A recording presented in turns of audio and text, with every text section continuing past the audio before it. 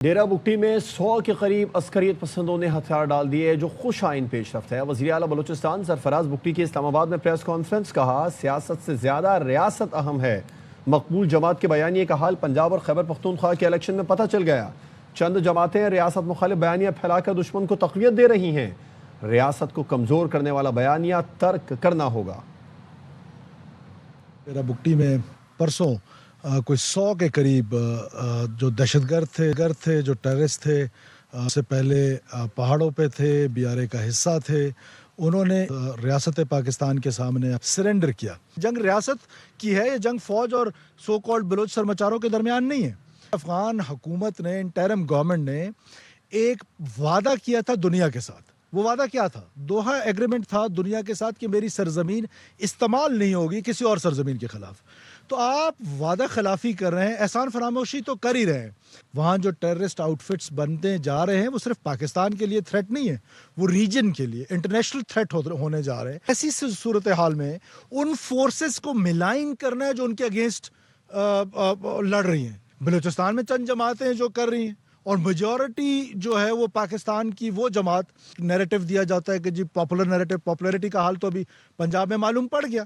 KP جو ان کا اپنا گھر تھا اس الیکشن میں معلوم پڑ گیا کہ کتنی پاپولیرٹی ہے۔ ریاست کو کمزور کرنے والا بیانیہ جو ہے اس کو ترک کرنا پڑے گا، اپنے رویوں پر غور کرنا پڑے گا۔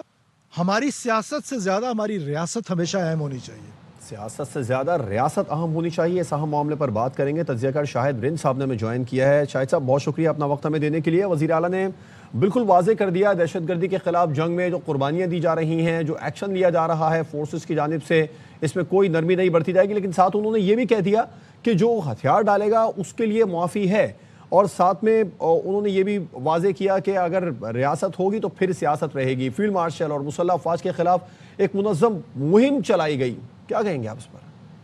جی دیکھیں، دو واقعات حالیہ دنوں میں اگر ہم بلوچستان کی صورتحال کو لیتے ہیں اور وزیر اعلیٰ بلوچستان کی آج کی پریس کانفرنس کو لیتے ہیں تو دو واقعات ہمارے سامنے ہیں۔ ایک 2 روز قبل سوئی میں 100 کے قریب جو سرنڈر ہیں دہشت گردوں کا، وہ واقعہ ہمارے سامنے ہے، اور آج ایک واقعہ ابھی کچھ دیر قبل ISPR نے جو پریس ریلیز جاری کی ہے، کلات میں فتنۃ الہندوستان کے جو دہشت گرد ہیں ان کے خلاف کارروائی میں 12 دہشت گرد مارے گئے ہیں۔ تو ریاست کی جو عسکری قیادت ہو یا جو سیاسی قیادت ہو، وہ ایک بات پہ بہت کلیئر ہے۔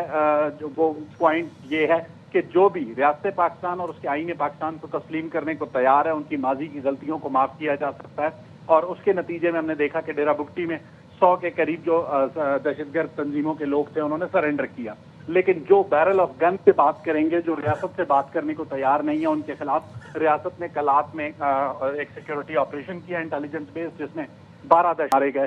تو بہت واضح پالیسی ہے پاکستان کی عسکری اور سیاسی قیادت کی کہ جو بھی بات کرنا چاہتا ہے اس کے ساتھ بات ہوگی، لیکن جو بات نہیں کرنا چاہتا اس کے ساتھ بیرل آف گن سے ہی بات ہوگی۔ اور اوور آل آج جو چیف منسٹر بلوچستان سرفراز بگٹی کی پریس کانفرنس تھی، وہ بیسکلی ایسا نہیں ہے کہ وہ آج چیف منسٹر ہیں تو انہوں نے یہ نیریٹو لیا ہے پاکستان کی آرم فورسز یا پاکستان کے آئین کے حق میں۔